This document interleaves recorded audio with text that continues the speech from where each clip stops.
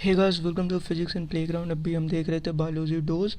तो इस biology dose समझते हो ना, जब एक डॉक्टर के पास पेशेंट आता है तो उसे डोज देना होता है। तो टैबलेट के और पिल्स के डोज होते हैं और वो डोज हमेशा लेना होता है। अगर मिस कर दे, खास करके फीमेल, या जैसे होता है ना, फीमेल क्या करती है, अब मैं बताता हूँ क्या होता है। बहुत पेशेंट को मैंने देखा है। तो हॉस्पिटल में क्या होता है, मान लो जैसे कोई एक लेडी आई, अब उस लेडी को दिया गया 10 दिन की टैबलेट, पीसीएम मान लो, नॉर्मल। तो अब वो क्या करती है, वो 5 दिन खाई और ठीक हो गई। ठीक है। तो 5 दिन खा करके ठीक हो गई, तो फिर वो छोड़ दी, 5 टैबलेट वो नहीं खाती है। और उसके कारण क्या होता है मालूम है, यूटीआई हो जाता है, यूट्रिन इन्फेक्शन। और वो लड़कियों में बहुत ज़्यादा होता है, और यूट्रिन ट्रैक्ट इन्फेक्शन बोलते हैं यूटीआई, बिकॉज ऑफ दिस। ठीक है। किसके कारण, डैट सॉरी, किसके कारण, सिर्फ और सिर्फ डोज सही से नहीं लेने के कारण। ठीक है। तो इसलिए डोजेज हमेशा सही से लेने चाहिए, और डोजेज जितने भी है सारे लेते रहो।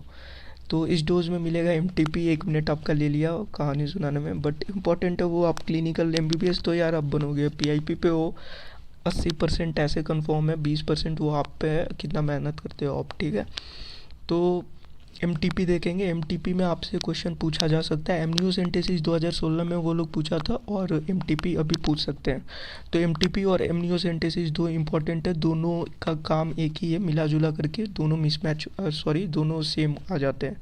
तो देखते हैं अब पहले एमटीपी। एमटीपी क्या होता है, medical termination of pregnancy. Wait a second.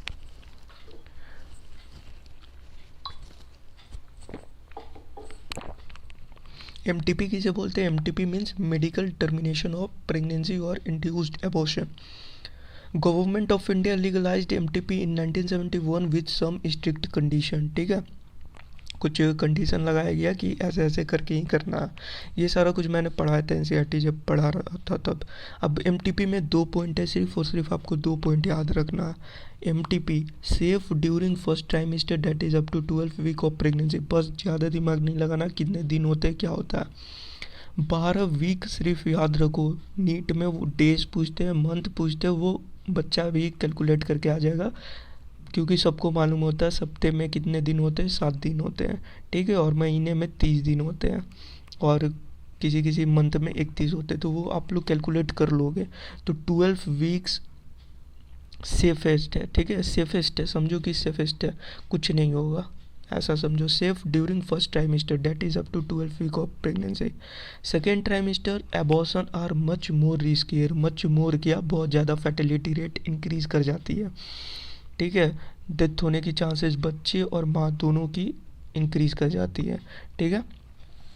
B number में एमनियोसेंटेसिस। एमनियोसेंटेसिस क्या होता है, सिर्फ और सिर्फ दिमाग में डाल लो अभी के अभी, उसके बाद कुछ नहीं पढ़ने का आपको दरकार है, और कुछ ज़रूरत भी नहीं है।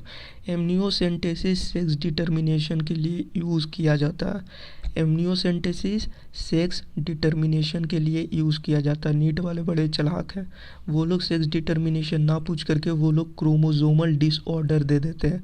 तो याद रखना, amniocentesis chromosomal disorder. Actually government कुछ भी बनाता है तो सही काम के लिए बनाता है, बट हम हैं इंडियंस, और हमारे इंडियंस में चूल मची हुई रहती है, हम लोग कुछ और कर लेते हैं, समझ रहे हो ना। तो यही है। अब इंडियंस है तो अब थोड़ा है यार, हम लोग एक यूनिक है, हम लोग मज़ेदार इंसान है। हम लोग पूरी दुनिया से, जितना भी मैंने देखा, हम लोग पूरी दुनिया से एक हट के मज़ेदार इंसान है। ठीक है। तो हम लोग कुछ और कर देते हैं, तो थोड़ा गलत भी काम करते हैं, थोड़ा सही भी करते हैं, तो वो गलत काम हो जाता है, समझ रहे हो ना। तो क्रोमोजोमल डिसऑर्डर, किसी को डाउन सिंड्रोम तो नहीं है, किसी को टर्नर सिंड्रोम तो नहीं है, किसी को कुछ ऐसा क्रोमोजोमल सिंड्रोम तो नहीं है जो कि वो बर्थ तो हो जाएगी बट उसकी ज़िंदगी स्पॉइल हो जाएगी। ठीक है। लाइफ पूरी की पूरी ख़त्म है, वो नाम की रहेगी। तो उस टाइम एबॉर्शन के लिए बोल दिया जाता है, मैं भी ये प्रिस्क्राइब करूँगा कि भाई सही रहेगा। ठीक है।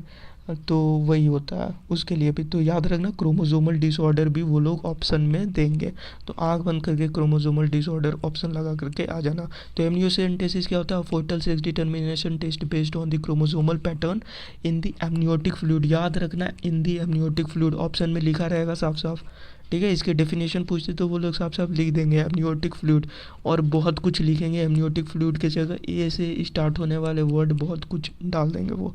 तो एमनियोटिक फ्लूइड जहाँ देखना वहीं पे टिक लगा के आना। सराउंडिंग द डेवलपिंग एम्ब्रियो, बस इतना ही था। तो यहाँ पे एक 4 मार्क्स का क्वेश्चन आपका ख़त्म होता है। So thanks and best of luck for exam. अच्छे से जितना बताया बस उतना याद करके जाओ, नीट में सवाल आएगा बना के आओगे। मिलते हैं नेक्स्ट क्लास में।